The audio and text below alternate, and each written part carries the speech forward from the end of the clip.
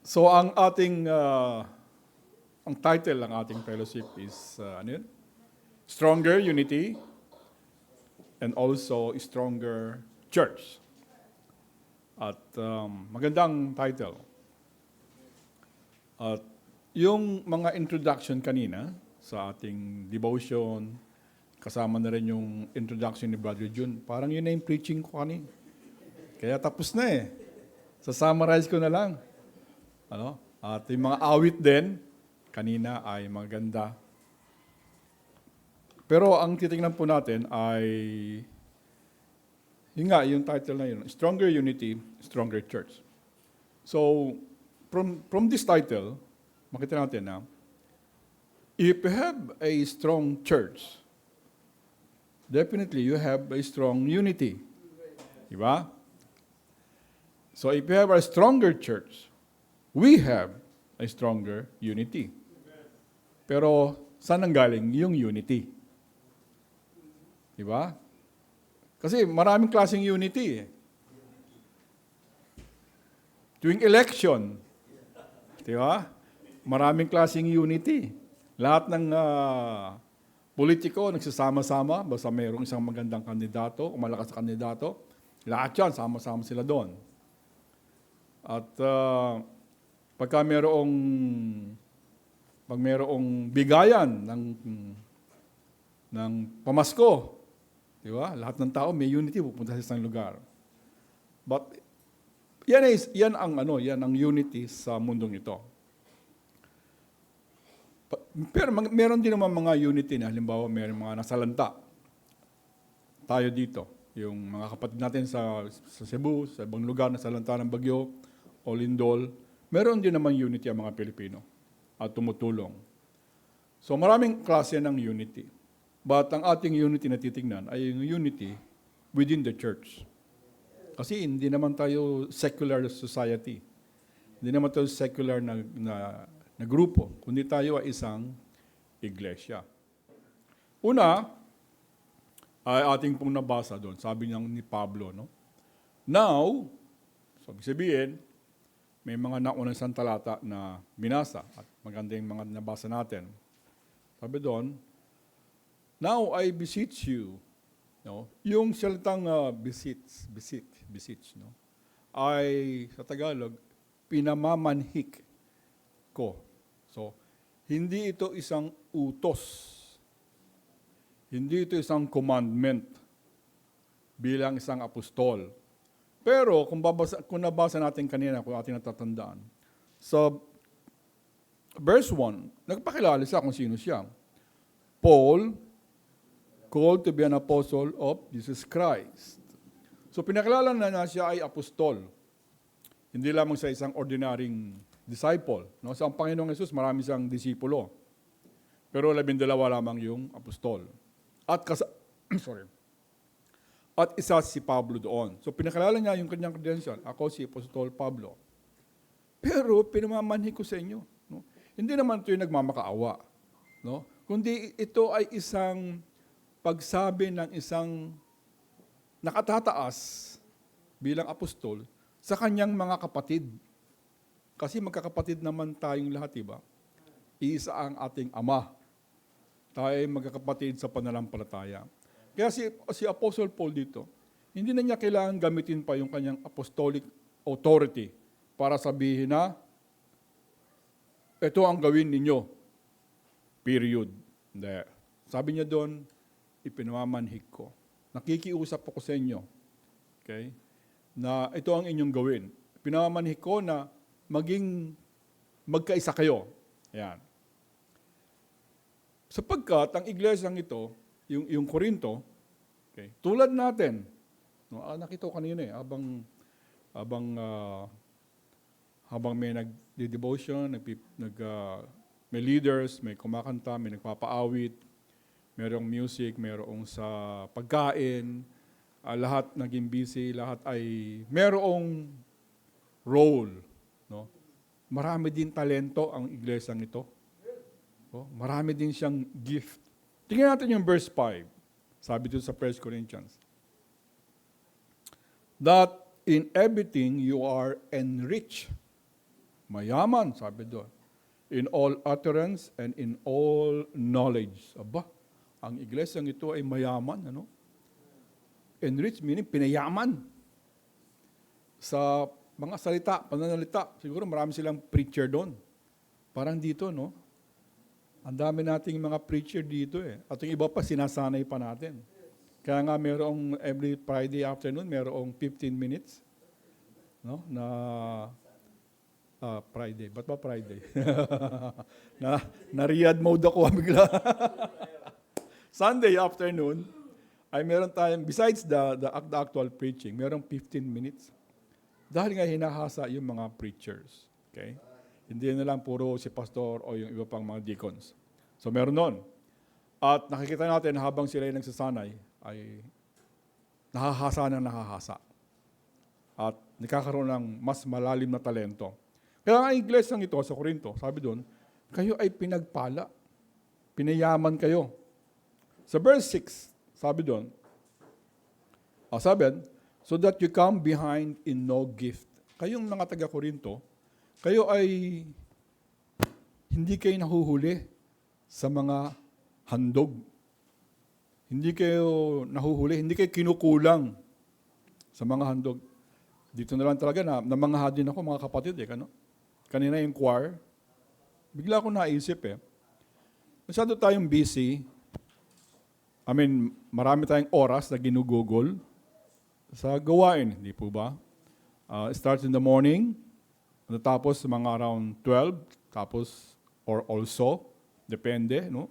Tapos kakain, tapos start naman ng 2 o'clock, tapos ng 4 or so, and then, hindi pa tapos yun, no? Magkakaroon pa ng young people, meron pang young adult, minsan inaabot ng 7. Kaya kami, late kami masyadong umuwi. Kaya lang yan. Kasi naisip ko, saan pa kumukuha ng oras itong choir? No? Saan pa? Saan nila hinuhugot sa 24 oras na buhay natin yung kanilang oras para sa practice? So sabi sabi ni Pablo doon sa Corinto, hindi kayo kulang sa gift. Parang iglesyang ito, no? Hindi kulang sa gift Hindi kulang sa handog. Okay? So, mapalad din tayo. Para tayong iglesia ng Corinto. Sa lahat kaya ng aspeto, ganon? Amen daw. Okay, sana hindi. Okay, sana hindi. Hindi sa lahat ng aspeto. Pero maganda yung kanilang simula. Maganda sapagkat sila ay mayaman sa mga preachers, sa kaalaman, mayaman sa mga gift. Okay? Pero, sabi doon, meron kayong divisions.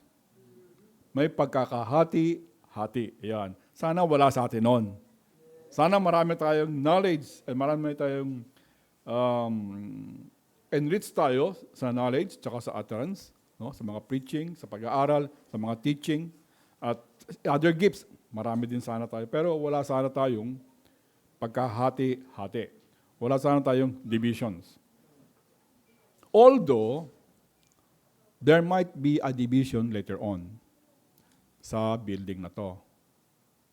Because magkakaroon tayo ng division, God willing, sa Sunday school. Magkakaroon tayo different groups.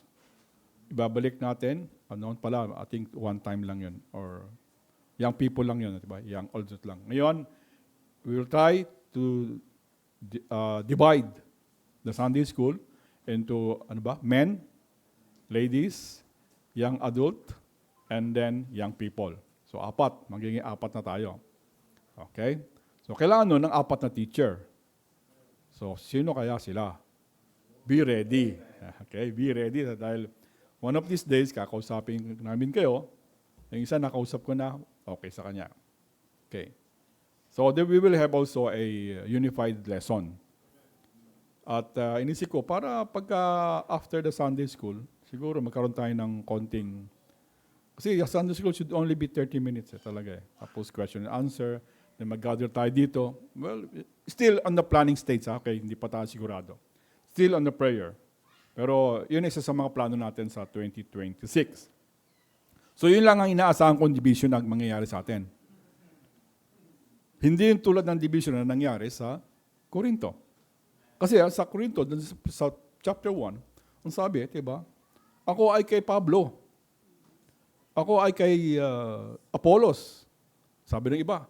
Hindi, kay Cephas ako. Sino si Cephas? Peter. Ako kay Kristo lang ako, sabi naman ng iba. So magkakaroon tayo ng 4 divisions ng Sunday School. Baka huwag mangyari na, basta doon ako sa teacher ko. Hindi, ako doon sa teacher ko, mas magaling yun. Walang ganon. Walang dapat ganon. So, sabi ni Pablo, I beseech you, no? Pinamamanhi ko sa inyo, na a very comforting words, hindi po ba? Although sometimes talaga pinapagalitan niya ang mga churches at direct. But by this time, binibigay niya yung kanyang puso bilang kapatid ninyo na sana ito ang mangyari sa ating lahat. Okay? So hindi lahat palagi puro pagalit. Pero kailangan din pagalitan. Kailangan din naman yung comforting words. Hindi niya ginamit yung kanyang apostolical power or authority. Pero yung kanyang katayuan bilang isang niligtas ng Panginoong Jesus, same na katayuan natin, mga mananampalataya, na niligtas din tayo, so pareho lang tayo. Magkakapatid tayo sa Panginoon. Okay? We are all partakers of the same grace. Isang biyaya lamang ang nagligtas sa atin. Walang iba-ibang biyaya. Okay. At, ang sabi doon, ang kanyang pamamanhikan ay by the name of the Lord Jesus Christ. In the name of the Lord Jesus Christ. So, hindi niya ginagamit yung kanyang authority. Although meron siyang authority, mga kapatid, bilang isang apostol, meron siyang karapatan. Meron siyang karapatan, meron siyang kapangyarihan para gamitin yon. Pero hindi niya ginagamit. Kung hindi, hinuhugot niya yung influence, yung kapangyarihan ng Panginoong Yesus. Kaya, sapagkat yung kanyang sinasabi ay hindi naman para sa kanyang benefit. Okay? Hindi para sa kanyang ganansya or hindi para sa kanyang honor. Kundi lahat yon ay para sa Panginoong Yesus. Okay, so ano yung request niya? Kung matatawag nating request. Okay? Ano yung kanyang pinamamanhik? Okay? That, sabi doon, that ye speak the same thing. Okay. Mahirap gawin to sa isang iglesia na mayroong division. Mahirap gawin ito sa isang iglesia na maraming kanya-kanyang leader. Pero sabi ni Pablo dito, you speak the same thing. Now, we are not here talking about ordinary things. Halimbawa, ano yung susuot natin ngayong year-end fellowship? Wala bang nakipag-debate pa sa'yo, Brad June, na wala naman? Kasi sinabi agad niya blue! wala nang kumontra, no? Wala. Okay, good. Pero dito, nagmandato agad si Brad June. Ginamit niya yung kanyang authority na coordinator. Pero wala namang kumontra. Kasi nga naman, lahat naman tayo merong blue. Magtututol ako pag sinabi niyang lahat tayo yellow. Bibili pa ako ng yellowng polo. Okay. So, ang request niya that you speak same thing. Hindi ito po pinag-uusapan yung mga ordinary things yung tungkol sa buhay. No? Kung hindi, yung bagay sa iglesia. At ano kaya itong same thing? Okay, dito tayo dapat maging maingat. Hindi porket sinabi dito na dapat tayo ay mag-uusap ng same thing, isang bagay lamang. Ibig sabihin nun ay pupunta ka sa isang tao, tapos sasabihin mo, kapatid, ano sa palagay mo itong maganda dito? Maganda ba na magkaroon tayo ng drinking fountain dito sa harapan, sa likod dyan? Ano sa palagay mo? Ay, maganda nga yata. Okay. Tapos punta ka na naman sa iba. Ano kapatid, gusto mo, palagi mo magandang magkaroon dyan ng drinking fountain dyan? Oh, maganda dyan. Same mind na tayo. Ayan, dapat matupad na yan. Hindi po yung ganon, ano? Hindi po. Ang ibig po sabihin dito ni Pablo ay same truths. We speak the same truths. At saan natin kukunin yung same truths? Of course, it's scriptures. So we need to speak the same truths from the scriptures, mula sa banal na kasulatan. At, pero sabi natin, hindi naman ko kabisado ang lahat ng scriptures kapatid. At saka bata pa ako sa pananampalataya.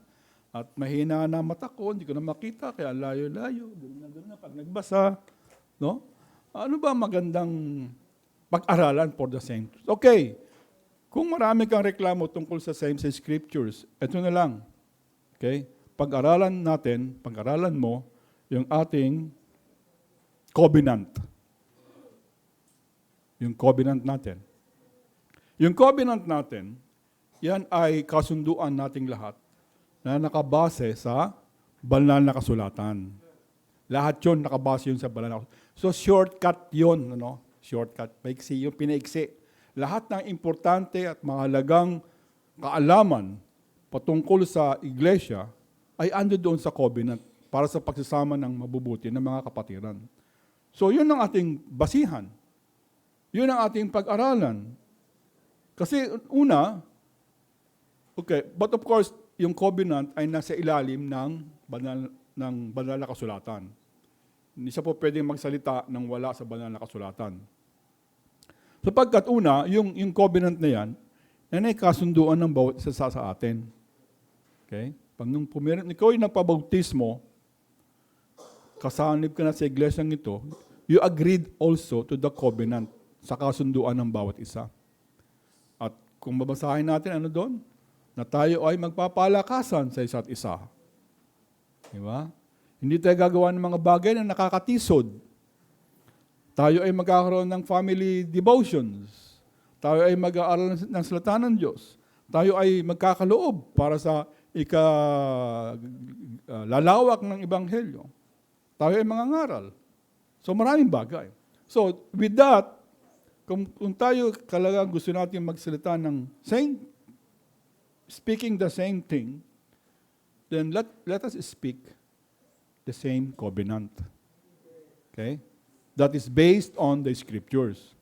Hindi yung covenant na hindi based sa scriptures. Kasi, pagka ganon, division na naman yon. And also, doon sa ating covenant, no, ay yung mga salita doon talaga pinili, inayos, na hindi basta-basta sinulat na lang. No? Talagang pinag-isipan ng mga old Baptist faithful yan. Noong mga many years ago. Kaya nga hindi na tayo nag-isip pa eh. Kasi bakit pa tayo mag-iisip? Meron na ginawa ng mga old faithfuls. So, translate lang natin yung iba sa Tagalog. Ang ibig sabihin, that has been studied, napag-aralan, yung mga salita inayos, na maayos na para maintindihan. Kasi nga, nagkakaroon ng division kapag ang isang salita na ginamit ay kakaiba. Diba? Ay medyo nakakahapdi ng puso. Yan, nagkakaroon ng tampuhan, nagkakaroon ng division. Pero sa covenant natin is not, wala pong ganon. Maayos lahat ang isinulat dyan. At nung tayo po ay nagpabautismo, you automatically agreed doon sa covenant na yan. Although, hindi naman lahat pumirma na, no? Pero kami noon sa Riyadh noon, pumirma kami lahat doon, sa initial. No? At kung wala pa kayong pirma doon, hahanapin natin yan, papipirmahin namin kayo. Para walang lusot. Pero alam nyo ba yung ating covenant? Every anniversary, binabasa natin yan. Kaya babasahin uli natin yan. At papaalala sa ating sarili.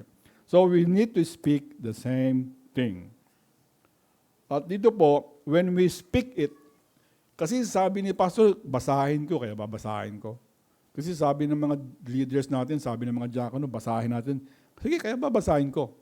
Hindi po ganon. Okay? When we speak the same thing, it should be because of the Lord Jesus Christ. Ang ating pong pagiging speaking the same thing ay hindi nakabase sa personality natin dito.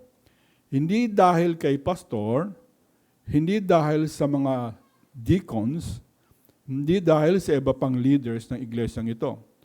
Okay? Although we acknowledge na talagang maraming capable dito sa iglesyang ito na maging leaders. But as long as ikaw ay leader, kung ano man ang leader, ano man kinatuloy, mayroong choir, meron sa Sunday school, meron sa young people, meron sa iba pang mga gawain, no? Meron pa isang leader na mas mataas sa iyo by succession, no? By hierarchy. Then we have sa church, meron tayong pastor. At yung pastor naman ay under ni Christ. So, we lead. Well, nangunguna tayo kung saan tayo binigay ng Diyos. Pangunahan natin yan. Nang maayos. Pero wag natin kalimutan that we are all working together for Christ. Okay?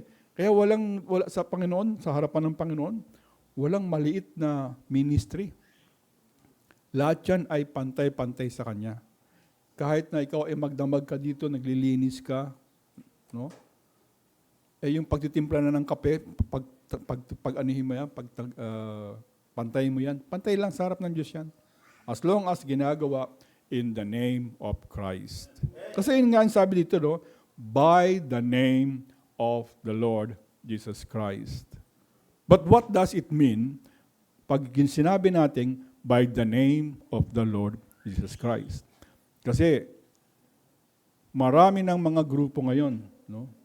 By Jesus' name, in Jesus' name, in Jesus' name. Puro ganon, no? Gagaling ko. In Jesus' name. So, hindi po ganon ang ibig sabihin nito. Ang ibig sabihin po ng by the name of the Lord Jesus Christ is the totality of Christ. Kung sino si Kristo. Kung sino ang Diyos. Diba? Yung kapangyarihan ng Diyos, yung katangian ng Diyos, yung katangian ng Panginoong si Kristo, sa pangalan nun, in that way, tayo ay kikilos, tayo ay magkakaisa because of who Christ is. Di ba? And not only kung ano ang Panginoong Yesu Kristo, kung ano rin ang kanyang kalooban, yung kanyang will. Di ba? Kailangan doon po tayo magiging magkakaisa. Para walang division, para po tayo ay maging stronger sa ating unity, and then you will be a stronger church. Because marami po ang nagsasabi ng, in Jesus' name. But that is not a magic word. Kung hindi mo naman kilala, kung wala ka namang relasyon, sa tunay na Jesucristo. But for us Christians here, when we say in Jesus' name, ina-ascribe natin kung sino si Jesus. Inihiling ko ito sa pangalan ni Jesus dahil ang Panginoong Jesus ay makapangyarihan. Dahil ang Panginoong Jesus, alam niya lahat ng bagay. Dahil ang Panginoong Jesus ay eternal. So yun ang binabanggit natin. Pero dun sa mga ibang tao na walang knowledge of that, they just mimicking, nakala nila, pag binanggit nila ang pangalang Jesus, magic ang tatanggap nila. Pero hindi po. So when we do speak the same thing, remember, we do it by the name of the Lord Jesus Christ. Kahit na napaka-influential pa ng isang tao, no, sa buhay natin. Pero kung ang kanyang sinasabi, ang kanyang inuutos ay hindi natin pwedeng sabihin by the name of the Lord Jesus Christ, mag-ingat tayo. Kailangan it should be by the name of the Lord Jesus Christ.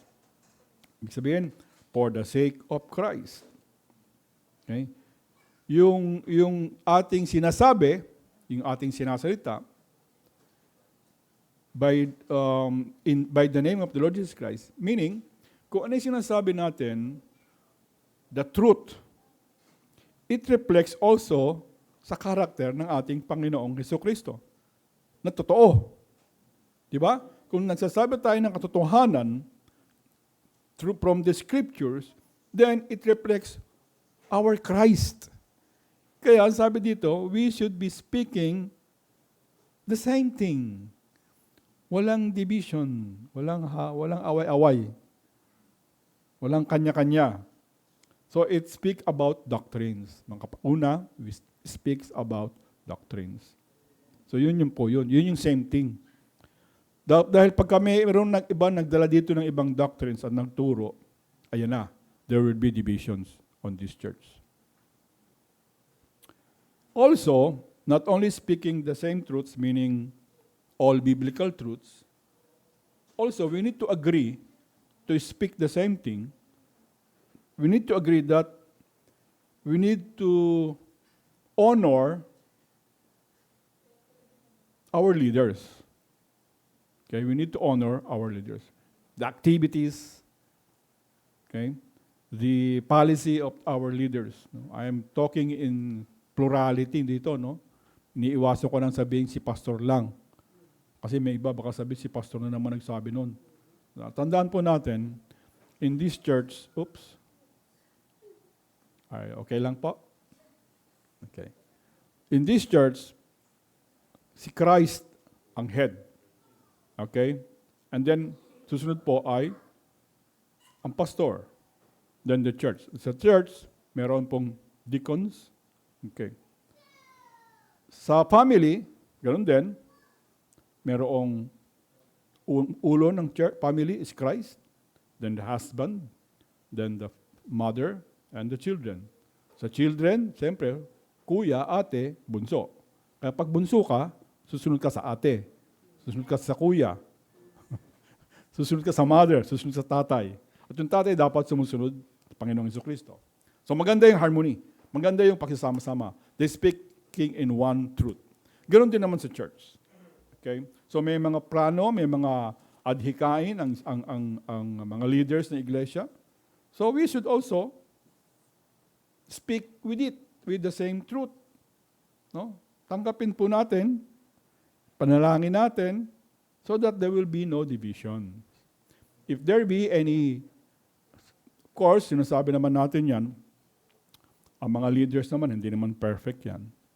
But, kapag yan po ay pinag-usapan, pinagplanuhan, at pinanalangin natin, at napagkaroon ng decision, we believe, ito po ang ano natin ito yung ating belief, When a decision is made, or a plan is made, okay, after prayerfully, na kinonsulta sa Panginoong Jesucristo, and then the leadership are convinced, or pastor is convinced, we believe that yung decision na yun ay galing sa banal na Espiritu.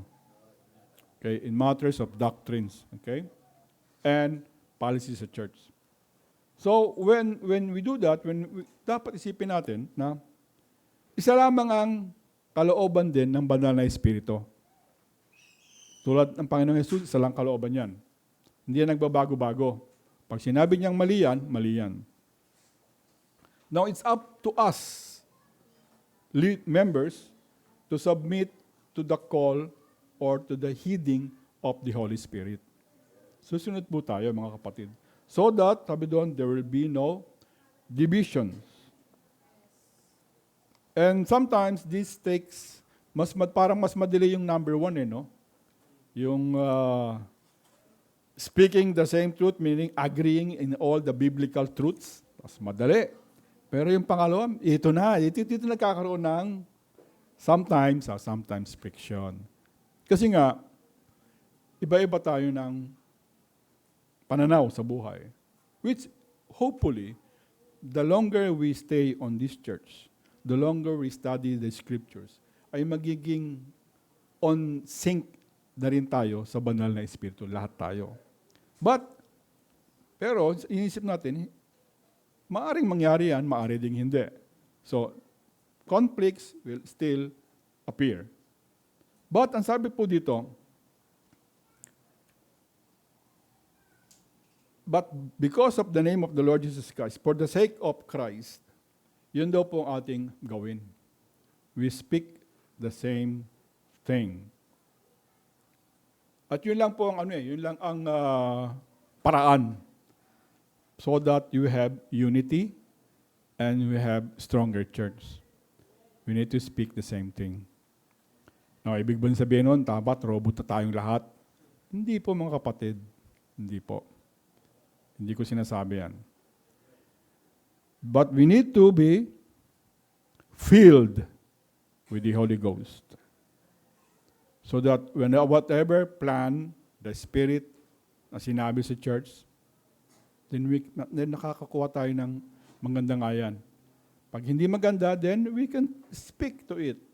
Pwede nating sasabihin, parang hindi maganda.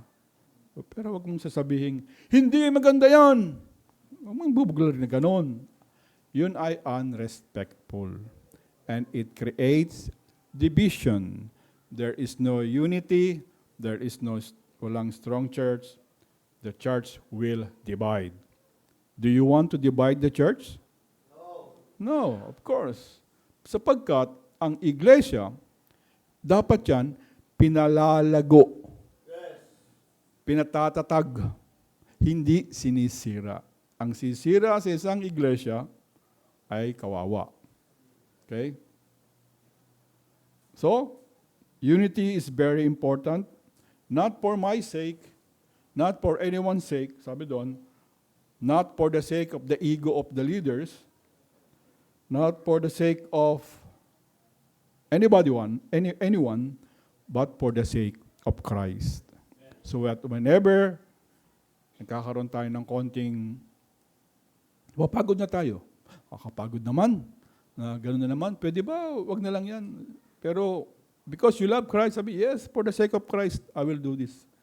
Sapagkat pag tumigil tayo ng pagsasabi ng gano'n, I will do this for the sake of Christ, I will do this for the sake of Christ, then we will go on .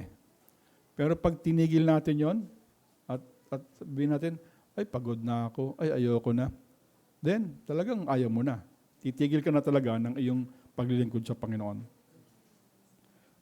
So that there be no divisions among you. Now, pag wala pong division, ang nangyayari, susunod sa talata na yun, that ye be perfectly joined together in the same mind and in the same judgment. Okay. Ang illustration dito, no, yung perfectly joined, di ba? Yung mag-asawa, habang tumatagal yan, nagiging mas compatible. Pero hindi pa din . Di ba? Meron pa rin nakikitang ayaw ko o ayaw niya sa akin at sa kanya. Ganon. Meron pa rin. Ang pinakamagandang illustration dito ay yung katawan natin. Perfectly joined. Okay? Bakit andito yung tenga? Ba't wala sa likod? Di ba? Bakit dalawa lang mata? Bakit wala sa likod? Para maganda, hindi ako mabubunggo. Hindi ako ma-hold up. Kasi makikita mo sa likod, no? Diba? Bakit yung kamay andito? Bakit hindi wala dito? Okay? So, yan ay nilikha ng Diyos perfectly.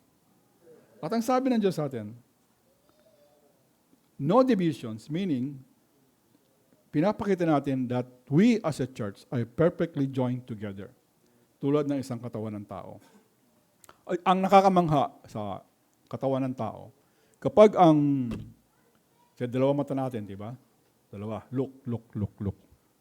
Tingin. Pag ang isang mata mo ay humihina, di ba? Yung isang mong mata, mas lumalakas yan. Okay? Ganun din sa tenga. Kapag ang isang tenga mo ay medyo humihina, yung isa mo naman lumalakas. Okay? Kapag mayroong sakit sa kalingkingan mo, okay, lahat na ng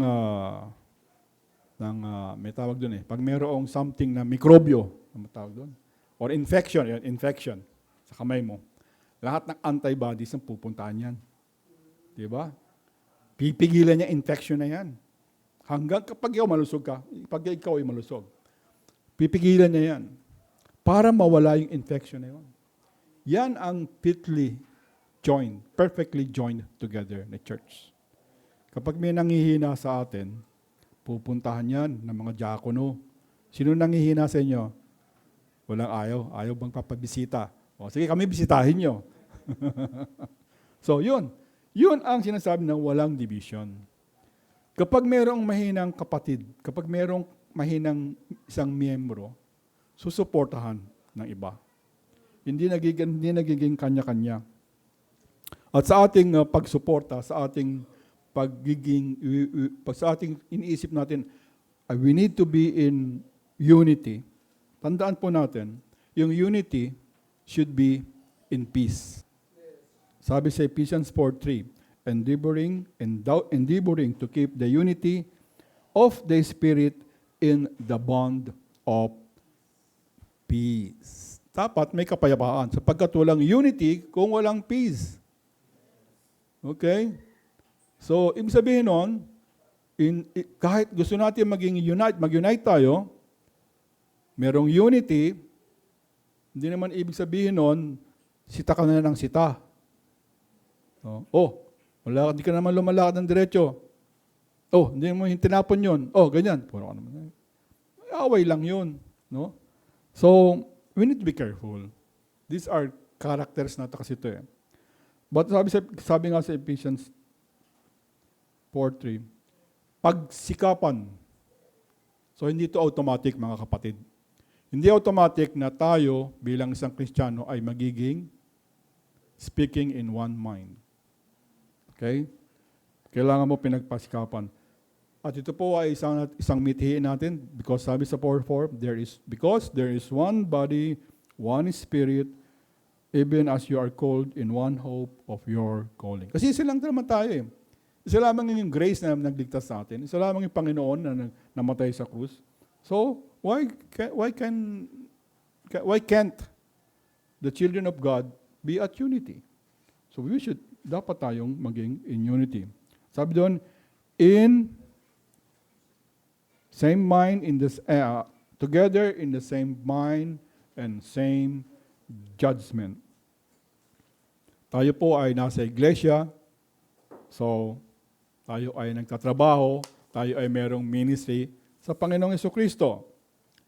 Pangaral natin ang totohanan. Huwag tayong mag-create ng divisions against each others. No? Magkaroon tayo ng division just to encourage each other. Pwede yun, by age or by sex. But not as a group against each other's group. Magkaroon tayo ng right priority to honor the Lord Jesus Christ and to preach the truth. Let us walk in the Spirit and let us not walk carnally. No? Iyan po, yung mga truths na yan ay magbibigay sa atin ng mas malakas na push para po tayo ay mag-unite. Mag-unite in the name of the Lord Jesus Christ. And then, what is the result of this? If the people outside will see, that church, that mission is united in Christ. They have unity. No? Pupuntahan ng mga tao yan. And men will be saved. Pero kung napapansin nila, ay parang walang unity in church na yan eh. Kasi paglabas nila sa church, naririnig ko, pinag-uusapan nila si ganito, si ganyan. Diyan pa lang sa labas, pag nag-uusapan na, ay walang unity. Eh di, kawawa naman. No? Sayang yung preaching, sayang yung pag-upo natin dyan, sayang yung pakikinig natin, sayang yung oras. Why? Because of small things na pwede naman nating tayo nilang mag-usap. O pwede mo naman kausapin ng kapatid natin ng diretso. Huwag sa labas. Na tapos maririnig pa ng mga unbeliever. Nakakahiya. Di po ba? So, the aim is to have a stronger unity. That means stronger church. Therefore, we do it in the name of Christ. Okay? Huwag natin gawin ito for my sake, or for anybody's sake, but for Christ's sake.